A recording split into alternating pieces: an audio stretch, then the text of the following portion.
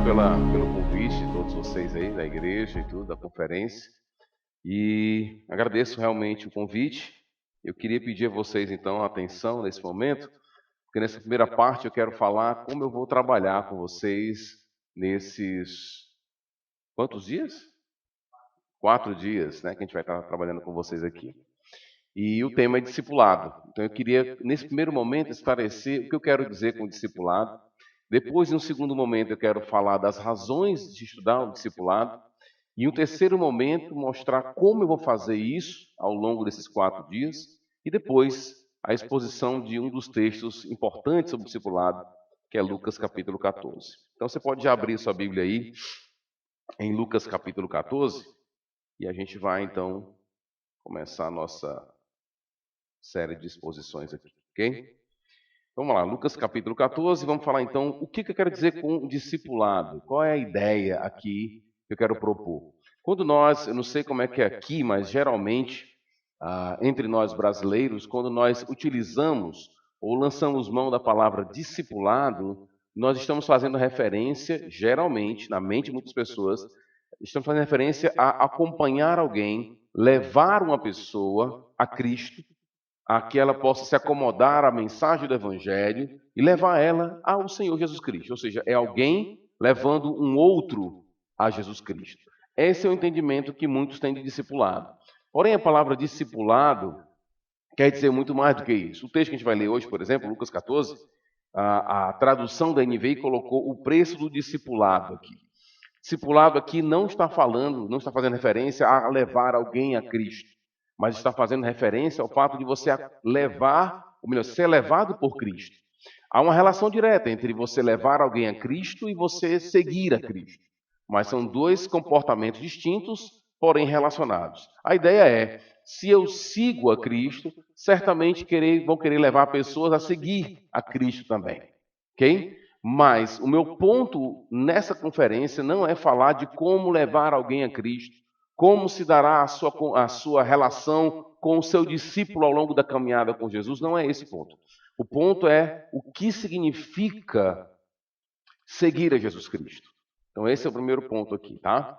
E por que tratar desse assunto? Por que levantar esse assunto? Primeiro ponto que eu queria destacar é que, vez por outra, é muito importante na nossa vida cristã voltar aos fundamentos, voltar àquilo que é básico na nossa vida. Se você olhar com atenção alguns textos bíblicos, inclusive um que foi citado hoje, 2 de Pedro, por exemplo, a maioria dos textos bíblicos, a maioria das cartas, elas não visam trazer informações novas. A maioria das cartas tentam trazer o seu leitor a lembrança do que já estava presente em suas mentes. Boa parte do trabalho do apóstolo Paulo, do apóstolo Pedro, por exemplo, é levar os seus leitores a lembrar daquilo que eles já sabiam, do que estava lá. Então é muito importante fazer isso quando o assunto é seguir a Jesus Cristo. Nós seguimos uma caminhada constante com o Senhor, vivemos a nossa vida, chegamos a ter uma vida, digamos assim, com as disciplinas espirituais de ler a palavra, de orar, de se reunir com as pessoas, de estar num culto, de estar na igreja. E isso pode, vez por outra, acontecer de forma tal que isso perca um pouco o sentido, perca um pouco o significado. As coisas começam a ficar meio sem cor, porque eu passo a fazer aquilo sem consciência de tudo que está envolvido naquilo que eu estou fazendo, de tudo que está envolvido naquilo que eu estou realizando. A gente precisa, e a Bíblia faz isso constantemente, leva a gente a trazer sentido às coisas e significado. E nesse caminho, boa parte da metodologia bíblica é levar você às bases. Paulo faz isso escrevendo aos Gálatas, quando ele vai discutir com os irmãos sobre a nossa identidade em Jesus Cristo, ele vai dizer, vem cá, vocês receberam o Espírito quando? No começo. Como foi que aconteceu? Ele leva os irmãos ao começo da fé.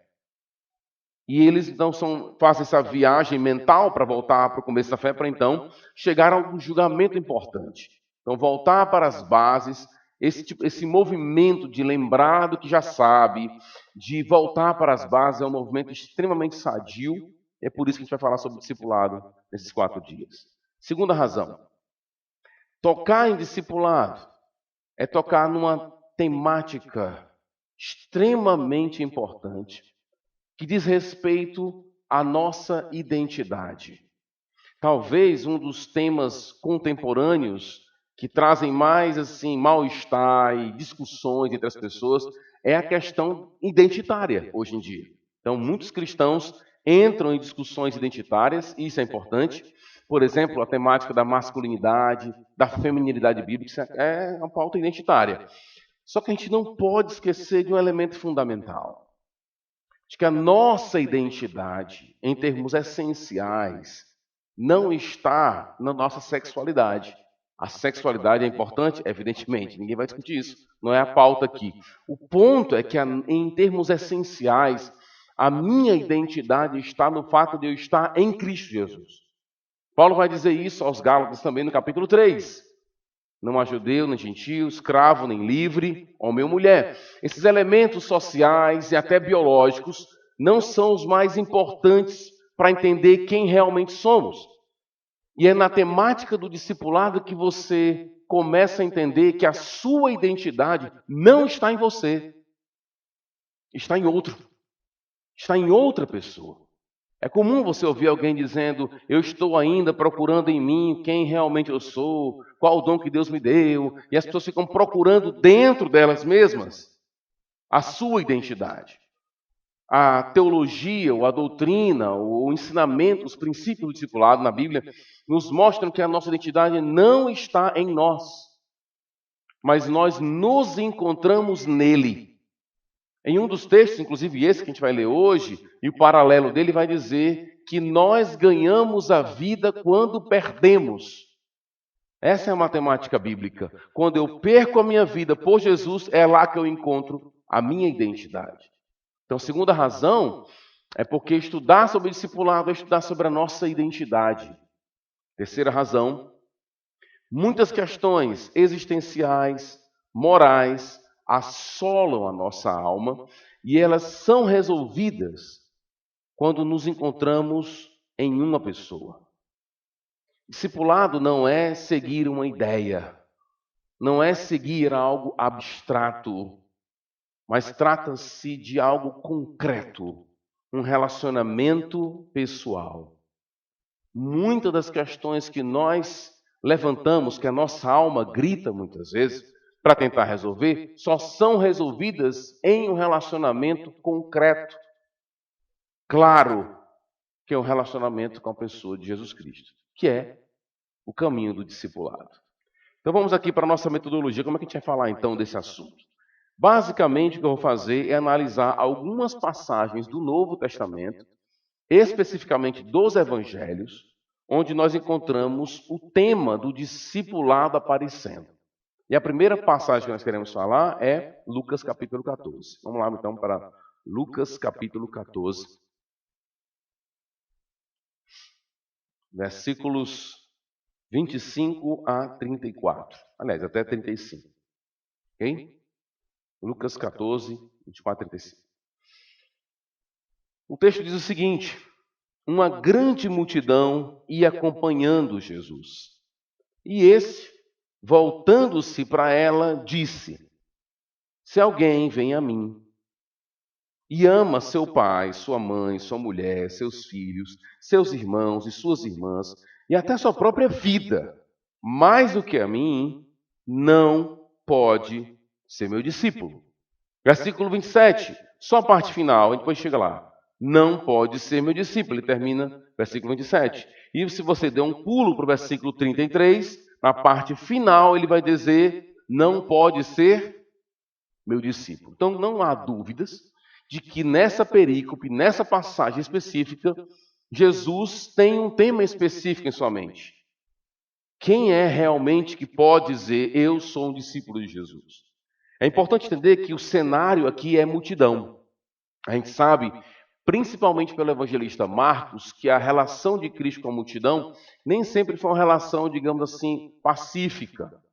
Muitas pessoas se aproximavam de Jesus Cristo com suas expectativas próprias e muitas delas tinham que ser corrigidas. Em alguns momentos, Cristo, principalmente em Marcos, exige o silêncio de algumas pessoas. Não fale nada. Ao exercitar seu poder, seus milagres, ele pedia e até exigia que muitos ficassem calados. Porque muitos tinham expectativa equivocada sobre Jesus. Em João 6, por exemplo, Jesus mostra que muitos se aproximaram dele simplesmente porque ele tinha o que dar de comer.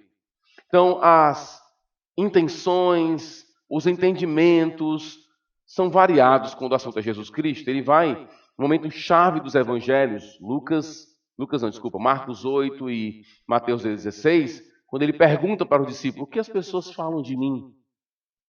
Como é que elas me veem? E aí, quando os discípulos vão responder, a resposta é muito variada. Tem gente que acha que até ele era João Batista que tinha voltado. Então, as opiniões sempre foram variadas, as intenções a se aproximar são variadas. Então, diante dessa multidão de concepções, de interesses, Jesus lança um desafio. Quem realmente pode ser um discípulo dele? Quem pode ser alguém que vai sentir o pó dos seus pés no rosto? Quem realmente pode seguir os passos de Jesus? E aí ele vai dizer, vai começar então, na minha versão que eu estou seguindo aqui em NVI, eles meio que amenizaram o texto, porque é bem pesado. Na minha versão diz assim: se alguém vem a mim e ama o seu pai, a sua mãe, a sua mulher, os seus filhos, seus irmãos, irmãs, até a sua própria vida mais do que a mim, não pode ser meu discípulo. Só que algumas versões variam aqui. Por exemplo, a Corrigida Fiel, a Revista e Corrigida, a tradução brasileira, a antiga atualizada também, traduz o verbo como aborrecer. E a ideia é, se você não aborrecer seu pai, sua mãe e tudo mais. Outras versões, inclusive, colocam a palavra odiar. Talvez seria a expressão mais próxima. E aí fica estranho para um leitor, evidentemente, se sentir mal com uma declaração dessa natureza, onde Cristo vai dizer: se você não odiar, você não pode me seguir. Odiar quem? E aí você tem uma lista de pessoas próximas. Ele escolhe os parentes mais próximos. E a ideia é de um tipo de gradação até o ponto de chegar à sua própria vida. Então, qual é a ideia aqui? Muitos acham que Cristo está só fazendo um tipo de semitismo, que na verdade a ideia de aborrecer aqui é um tipo de amar menos. Outros fazer exatamente como a NVI colocou aqui, né? A ideia de mais do que a mim, algum tipo de comparação somente. Mas uma outra possibilidade de entender é o seguinte: quando Jesus diz, aquele que me segue, se esse não aborrecer os seus pais ou odiar todos que estão à sua volta, inclusive a sua própria vida, não podem me seguir, que sentido ele está querendo dizer odiar? Primeiro ponto, nós somos chamados a honrar nossos pais. Somos chamados por Deus inclusive o próprio Cristo cita essa passagem dos evangelhos também. Então, evidentemente que Cristo, ao dizer odiar, ele está lançando mão de algum tipo de recurso retórico. Mas o que ele quer dizer com isso? Ao usar esse recurso pesado, retórico, e usar palavras como odiar, o que ele quer dizer? Uma possibilidade, que eu creio que é a mais próxima da realidade, é que Jesus está dizendo o seguinte, que o amor que lhe é devido é tal que qualquer outra forma de amor seria equivalente ao ódio. Ele não está dizendo odeie alguém. Ele não está dizendo fique aborrecido com alguém. Ele está dizendo simplesmente que toda forma de amor, toda inclinação amorosa para qualquer outra pessoa, quando você compara esse amor ao pai e à mãe, que é um amor devido, eu tenho que amar ao próximo, eu tenho que amar meu inimigo. Só que todo amor deve ser visto, quando olhado à luz do amor a Deus, é como se fosse um tipo de ódio, retoricamente falando.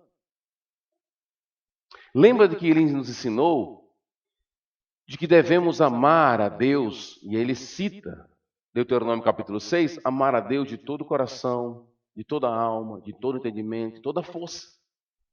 Observa que não há, dentro do texto, nenhum tipo de economia no impacto das palavras. Ele não está dizendo assim, ame ao Senhor até onde você pode aguentar, ame ao Senhor. Não, é toda a força, todo o entendimento. E logo depois ele vai dizer, ame ao seu próximo.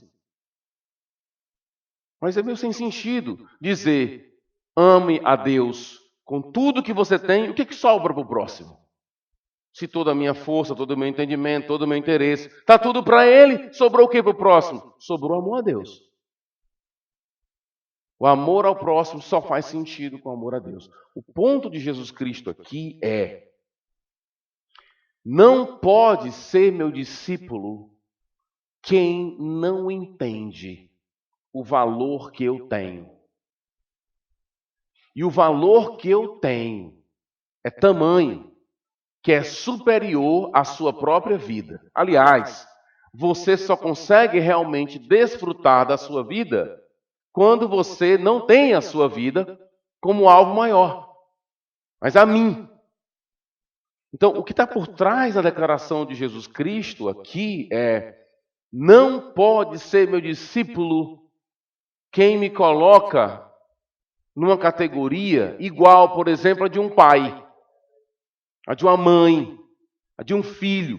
Seja quem for que você tenha em mente quando o assunto é amor, quando o assunto é interesse, quando o assunto é inclinação afetiva, nenhuma dessas pessoas pode se comparar ao amor que ele quer. Ou seja, só faz... O ponto do caminho do discipulado aqui é qual é o preço do discipulado, qual é o custo do discipulado. Por que a gente usa a expressão custo?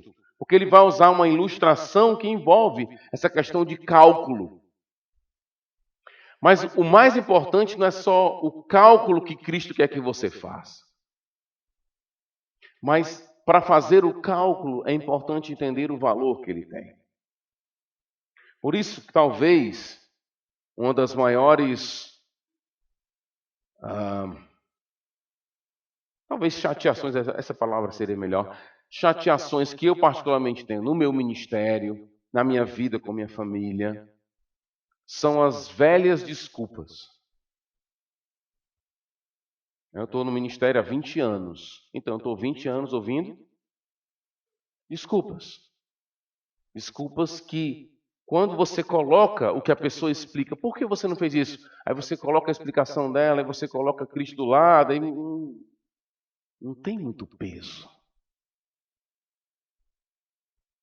Cristo, ao ler passagens como essa, nós ficamos a pensar, e esse deve ser um pensamento legítimo durante esses 4 dias. Vocês deveriam estar se levando à reflexão do tipo: ele realmente é o grande valor da minha vida? Porque muitas pessoas, por uma questão de religiosidade, de equívoco religioso, se aproximam de Deus e usam Deus como um tipo de amuleto, como um tipo de qualquer outra coisa de apoio, mas sempre como um meio, não como um fim. Deus é importante para mim, pastor, porque através de Deus a minha família hoje está mais equilibrada. E se não tivesse? Ah, pastor, Deus é uma bênção na minha vida, porque depois que eu me encontrei com o Evangelho, a minha vida social se tornou melhor. E se não tivesse? Percebe que muitas vezes, quando alguém quer falar bem de Deus, não fala de Deus, fala daquilo que Deus pode dar, deixando o meio que Deus de lado. Uma coisa que a gente vai aprender, principalmente na segunda passagem, que é Mateus capítulo 10, é que a nossa alegria maior e aquilo que vai trazer maior paz e consolo ao nosso coração, na nossa caminhada com Jesus, no discipulado, ou seja, no seguir a Cristo, muitas vezes não pode ser apontado agora. Porque é aquilo que Paulo chama do que é invisível. É invisível não porque está aqui agora e ninguém vê, mas é porque não aconteceu ainda. Boa parte do consolo do cristão está no que ainda vai acontecer. Entendeu o ponto? Então, que Cristo está dizendo nessa passagem, em outras palavras? Toda a nossa devoção, todas as nossas afeições, todas as nossas inclinações sentimentais, afetivas, intencionais, amorosas, todas devem estar entregues a Ele. Eu estou tentando traduzir o que ele está dizendo com até a própria vida. Nossa vida não tem valor. Na matemática bíblica, você só consegue ganhar a vida quando você perde a vida. Entendeu? Essa é a ideia. Porque se você quiser ganhar a vida, a ideia é você perde ao querer ganhar. Então como é que eu ganho a vida? Perdendo a vida. Não colocando ela como o maior bem da sua vida. A vida não é o maior bem da nossa vida. Mas é Cristo que é o maior bem da nossa vida. E isso é ser um discípulo de Jesus. Essa passagem, a partir das parábolas que virão, das ilustrações que virão, ela vai nos levar a refletir e mostrar que um verdadeiro discípulo de Jesus começa os seus primeiros passos com Cristo, começa entendendo quem é Jesus. Nas aplicações, no final, eu vou falar um pouco sobre isso, sobre como muitas vezes nós não apresentamos Jesus às pessoas. Apresentamos uma igreja, uma doutrina, um sistema, que a pessoa muitas vezes se adequa porque faz parte do histórico dela, do psicológico dela, e ela se adequa, fica legal. Mas estou me sentindo tão bem na sua igreja, por quê? Por causa de Jesus? Não. Porque caiu bem na minha história particular, só isso. Mas olha o que ele veio dizer. Vamos lá no texto. Qual de vocês, versículo 28, se quiser construir uma torre, primeiro não se assenta e calcula o preço, para ver se tem dinheiro suficiente para completá-la? Pois se lançar o alicerce e não for capaz de terminá-la, todos os que a virem rirão dele, dizendo: esse homem começou a construir e não foi capaz de terminar. A parábola de Cristo está dizendo assim, o ponto dele é, se você não souber o que está envolvido na minha caminhada, você vai ser objeto de zombaria. Não era aquele que dizia que Cristo era o Senhor da vida dele? Não era aquele que dizia... Percebe que Cristo, ele não está fazendo meio que muita propaganda, né? É uma propaganda meio indireta dele. Ele não está dizendo muito assim, venham para cá, me sigam. E é interessante que é um comportamento muito parecido com outros momentos na história da redenção. Você pega, por exemplo, Josué, quando ele tem aquela passagem clássica, né? Eu e minha casa serviremos ao Senhor. Quando ele chama Israel a repensar e diz, vocês vão servir ao Senhor? Qual é a resposta deles? Vamos. E qual é a resposta de Josué? Que bom. Não é essa. A resposta dele é, vocês realmente querem isso? O ponto de Cristo é, olhando para a multidão, vocês têm ideia do que é me seguir? Porque assim, se você me seguir, sem entender o que está envolvido e quem eu sou, principalmente, você vai ser objeto de zombaria. Vão zombar de você. Vão questionar você. Nos dois casos, nas duas ilustrações apresentadas por Jesus, nos dois casos, a ideia é, quando você não entende o que está envolvido em seguir a Jesus,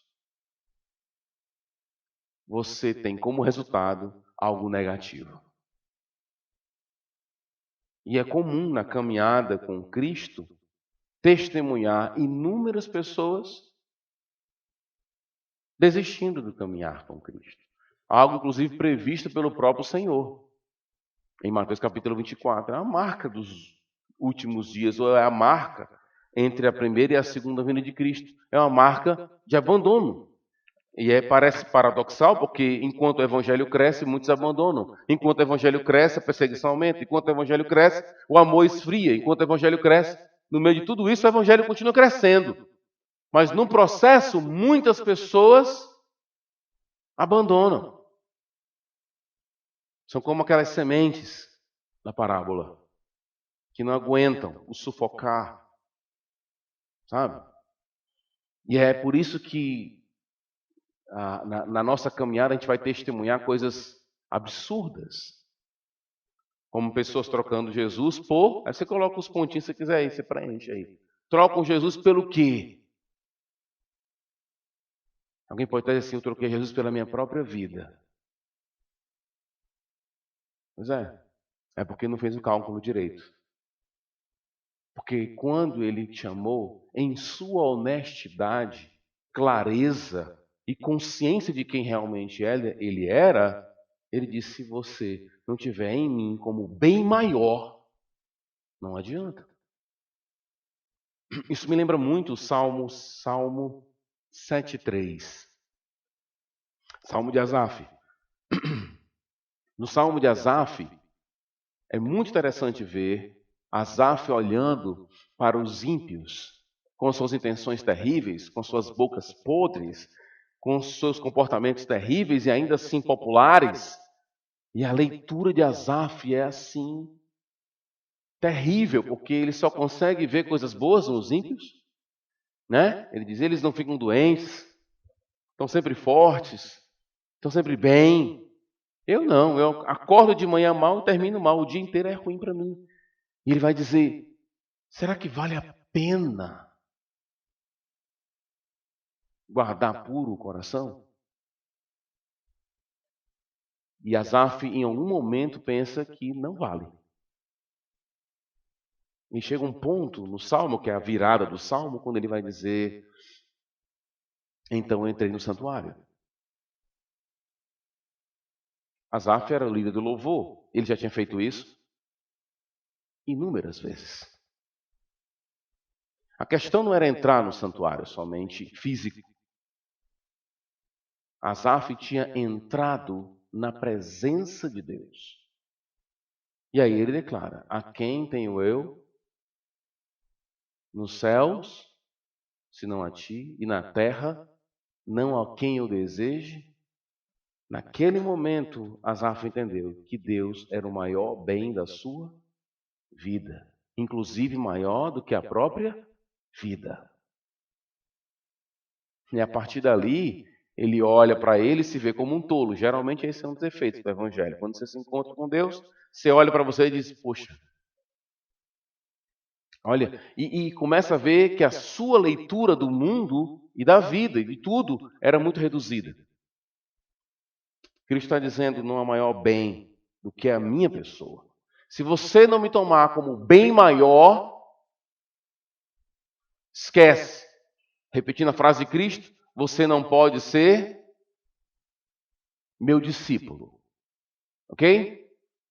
Eu sou um sábio para você, eu sou alguém interessante para você, eu sou alguém digno de alguma coisa, da sua atenção, não é digno de ser meu discípulo. Ele continua. Ou qual rei que, pretendendo sair à guerra contra outro rei, primeiro não se assenta e pensa se com 10 homens é capaz de enfrentar aquele que vem contra ele com 20 mil? Se não for capaz, enviará uma delegação, enquanto o outro ainda está longe e pedirá um acordo de paz. Qual a ideia aqui? Enquanto que no primeiro caso, eu digo sim, e se eu disser um sim sem saber o valor, eu tenho zombaria. No segundo caso, eu digo não, eu tenho morte no final das contas. O ponto é assim, no caminho do discipulado, eu me encontro meio que numa encruzilhada. É como se Cristo tivesse colocado seus ouvintes numa encruzilhada. Você quer me seguir? E ele coloca uma condição. Aí a pessoa diz, eu queria, mas se for assim, não. Mas o resultado do não também é negativo. É como se ele colocasse o seu público na encruzilhada. No primeiro ponto, ele vai dizer, se você disser um sim, sem entender quem eu sou, é problema. Se você disser um não, sabendo agora de quem eu sou, você também terá problema. Checkmate. E ele continua.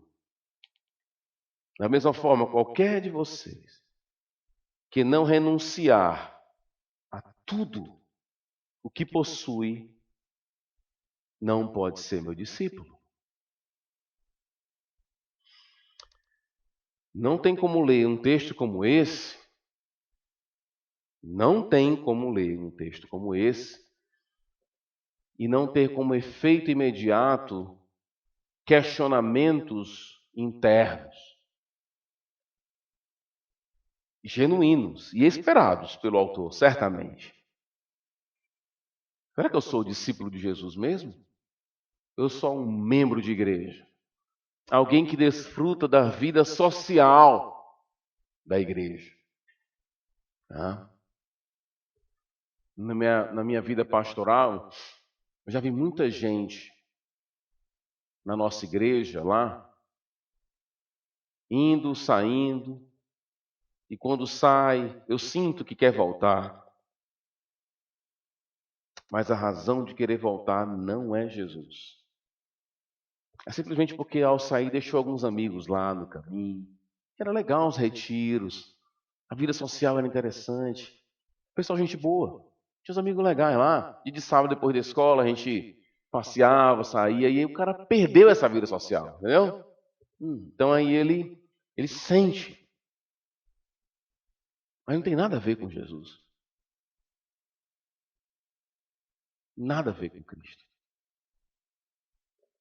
Nosso primeiro texto sobre o discipulado é logo um tipo de soco no estômago, não é? Um tipo assim,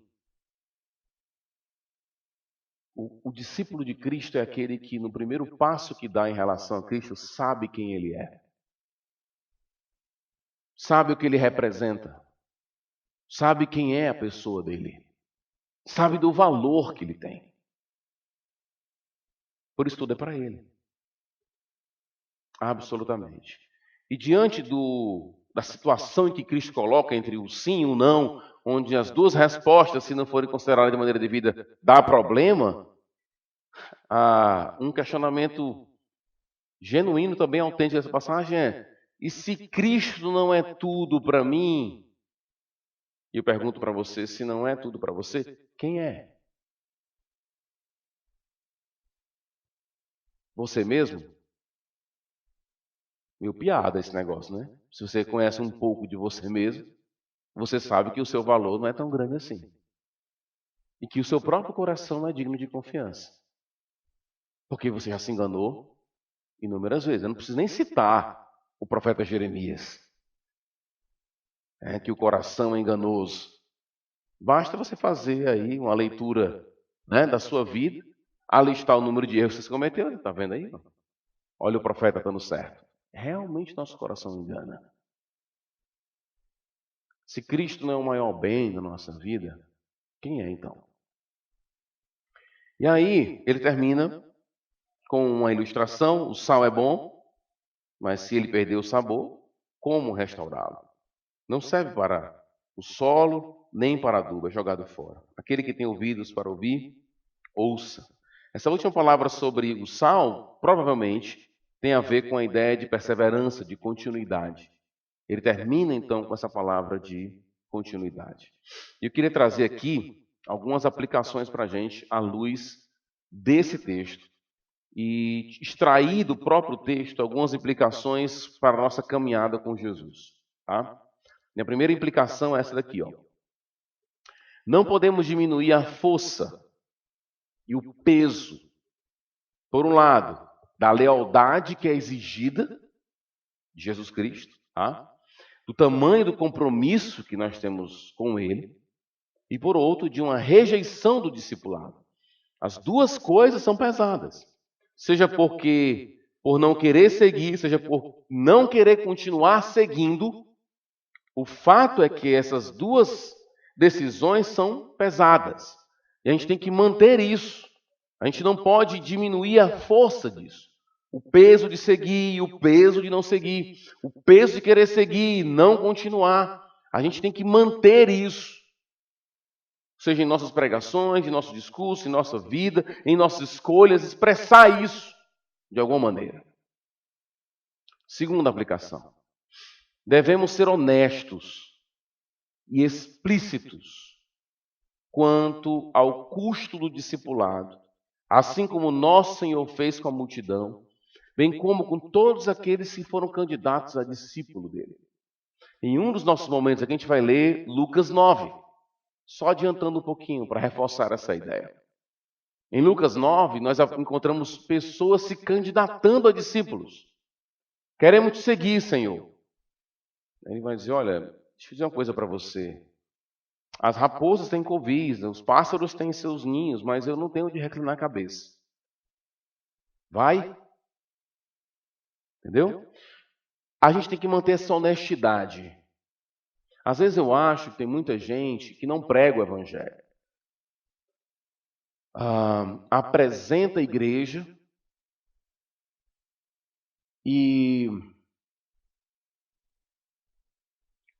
apresenta um estilo de vida, mas não Jesus. Na minha caminhada com Cristo, ajudando pessoas a caminhar também como pastor, eu começo a perceber que as pessoas estão começando a se distanciar dele quando o discurso dela começa a ser não pessoal mais. Pode observar que por trás de alguém que está longe de Cristo, ela não fala mais de Jesus, ela fala igreja, ela fala preceitos, leis, ordens, ela não fala assim, Jesus Cristo, blá, blá, blá, blá, blá. Ela teme pela pessoalidade da coisa. E nós precisamos, no caminho do discipulado, entender isso. Ser honesto com as pessoas, que nós seguimos uma pessoa. Inclusive, boa parte dos problemas que nós temos em termos morais, existenciais, se dão porque nós esquecemos que estamos seguindo uma pessoa. Quer ver? Existe muitas vezes um espírito legal. O legalismo está em nós. Certo? A gente está sempre lá, está sempre aparecendo em nós. Ele aparece muitas vezes exatamente nisso, despersonificando a lei. Exemplo, dando uma vez uma aula do seminário, a gente estava lendo o Sermão do Monte, e o texto diz sobre dar a outra face. Né? Geralmente as perguntas que vêm depois, pastor, e se eu viver essa situação X, se eu fizer isso aqui, dar a outra face quer dizer isso aqui? Todas as perguntas que vêm, ou que vieram na minha exposição do Sermão do Monte, eram perguntas despersonificadas, que não entendiam o espírito da lei. Vou tentar explicar o que é o espírito da lei para vocês. No seminário que eu estudei tinha uma boa biblioteca. E eu amava ficar na biblioteca durante muito tempo. Mas tinha vezes que ficava só eu e o bibliotecário. Certo? Para dois. Então eu falava, ei, fulano, tal, ele... Aí eu dizia assim, tá só nós dois. É alguém que tinha lei, mas não entendia o espírito da lei. Aquela lei tinha uma razão de ser, não atrapalhar as pessoas. A gente não estava atrapalhando ninguém, então eu posso falar alto. Jogar fogos dentro da biblioteca, não tem problema nenhum. Então é alguém que segue uma lei sem o espírito pessoal da lei. Na nossa caminhada com Cristo, muitas vezes as pessoas vão seguir leis despersonificadas. A ética cristã, a ética bíblica, é como se ela precisasse de um tipo de habitat, de uma atmosfera para ela poder viver. Primeira ordem que Deus deu ao homem, qual foi? Alguém lembra? Só vou dar uma dica que o livro o primeiro é o Gênesis. Você sabe que é o primeiro livro da Bíblia, é o Gênesis. E tem o primeiro capítulo, é o primeiro capítulo. Então, está lá. Dominem. Mas antes de dizer domina, Deus diz o lugar onde eles estão, quem fez e quem eles são. Certo? Ele, antes de dizer assim, domine, ele vai dizer assim, você agora é minha imagem. O comentário de Lucas 8, desculpa, de Salmo 8, de Gênesis 1 é, Deus coroou, olha a palavra, coroou o homem de honra e glória. E deu a ele a capacidade para domínio. Então, antes dele dizer domínio, ele disse, você é meu corregente. E esse é o mundo que eu estou te dando. O templo que eu quero que você amplie as limitações dele. Cuidado para você não colocar as ordens e tirar a pessoa que está dando a ordem. Às vezes para o meu filho, os meus filhos, eu tenho 3 filhos, eu digo às vezes assim, só para eles, eu não entro tanto no mérito do que eu quero, mas de quem eu sou. Às vezes eu digo só assim, o que você acha de mim? Você acha que quando eu digo isso aqui, eu estou querendo o quê? O que eu estou querendo com isso aqui? Essa minha ordem é porque eu quero fazer o mal a você, é porque eu sou um estraga-prazer, então eu tenho que tirar coisas suas, que meu maior prazer é tirar o teu prazer. Como é que você vê isso? Quem nesse mundo te ama mais do que eu? E já provou isso? Eu não estou falando tanto o que deve ser feito, mas quem está falando e qual o interesse? Entendeu o ponto? Muitas vezes o que a gente precisa é só ouvir assim, você não pode ficar só com não furtarás, não adulterarás. Você tem que entender quem é que está dizendo isso. E é interessante que ele faz isso. Eu que te tirei da escravidão, lá. Ok? É isso que está acontecendo. Ele lembra isso, personifica. Terceira aplicação. O discipulado não acontece por meio de uma decisão emocional e intempestiva, fruto de um entusiasmo irrefletido, como o da multidão que seguia Jesus, mas como resultado de uma avaliação consciente dos valores. Jesus é o valor supremo. Ele é quem dá valor às coisas. Tudo é medido por ele e tudo sem ele é nada. Aqui eu vou citar Craig Evans. Ele diz assim, nessas parábolas, as duas que ele citou, né, Jesus Cristo, o dinheiro do construtor, primeira parábola, ou o número de soldados do rei, devem ser entendidos como o nível de lealdade que a pessoa dedicará a Jesus. Caso seja pouca lealdade, a pessoa não deve assumir o compromisso de seguir a Jesus. Antes, se as pessoas se propõem a seguir Jesus, dela se esperará um compromisso de lealdade total. Uma fidelidade que deriva de uma ponderação feita com o máximo de cuidado. Para muitas pessoas que tomam decisões ao lado de Cristo na nossa igreja, me procuram, eu pergunto, você tem certeza disso? Será? Será que não é impulso? Por que você realmente está fazendo isso, tomando essa decisão? Fazer isso não é outra coisa senão repetir o que Cristo fez. E levando a sério o que é seguir a Jesus Cristo. Quinta e última aplicação. E aqui eu quero fazer a citação que eu acho maravilhosa, as palavras esclarecedoras de um estudioso que eu gosto muito, que é o Bonhoeffer. Ele vai dizer o seguinte sobre essa passagem. Olha, com atenção, depois vou tentar explicar um pouquinho ela, mas só a leitura já valia. Ele diz assim, o ser humano chamado não pode ocultar-se atrás de pai e mãe, mulher e filhos, povo e história. Cristo quer que o ser humano fique só. Que nada mais enxergue senão aquele que o chamou. Okay? Cristo libertou o ser humano de sua relação imediata, importante essa palavra, relação imediata com o mundo, e o transportou para uma relação imediata consigo mesmo. Com sua encarnação, Cristo colocou-se entre mim e as circunstâncias do mundo. Já não posso recuar. Ele está de permeio. Privou a pessoa que foi chamada da relação imediata com tais circunstâncias. Ele quer ser mediador. E tudo deve se processar através dele. Ele é o mediador. E isso não somente entre Deus e os seres humanos, mas também entre ser humano e ser humano.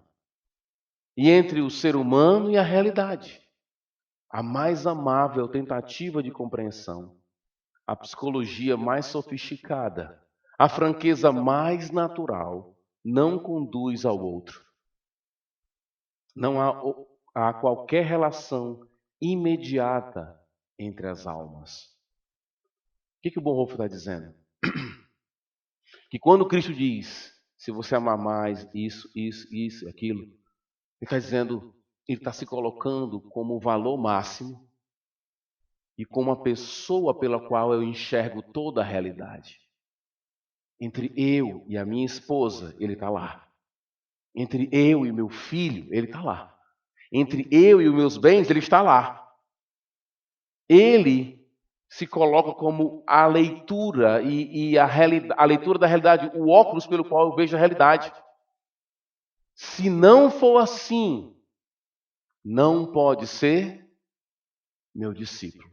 Eu quero que você fique só, quando ele fala só aqui, entre aspas, só no sentido de que agora só é eu e você.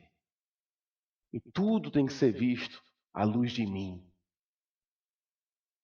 Eu tenho conversado, vou terminar com essa história, tenho conversado muito com um rapaz que é ateu. Ele me procurou no Instagram, sempre troca uma ideia. Sempre troca uma ideia. Tem hora que eu perco a paciência, ele é mais paciente do que eu. Muito mais paciente do que eu. Ele tem essa virtude que eu não tenho. Eu perco paciência com ele, meu amigo, pelo amor de Deus, aí jogo lá uma voadora nele lá e ele não aceita, às vezes, pastor Romo, tal, não sei o quê. Mas um dia eu falei assim para ele, a sua vida é muito seca. Porque você olha para a realidade, você olha para as coisas, você olha para as células, você olha para as árvores, você olha para as realidades biológicas, você olha diretamente, você precisa olhar para as coisas pela lente certa. E essa lente é uma pessoa. E ela tem nome. E o nome dele é Jesus Cristo. Ele é a lente pela qual nós devemos ver tudo. Porque se não for assim, não pode ser seu discípulo. Ok? Vamos orar nesse momento. Obrigado, Senhor, por esse desafio, que ao mesmo tempo parece ser tão duro, é extremamente confortante. Porque só quando o Senhor é tudo para nós, que as outras pessoas, coisas, instituições, sentimentos, passam a ter realmente sentido. Que possamos caminhar contigo, ó Pai. E no processo, sermos lembrados, assim como Asaf, de que não há ninguém no céu senão a Ti, na terra não há quem desejemos além do Senhor. Que o Senhor nos coloque sempre diante de Ti.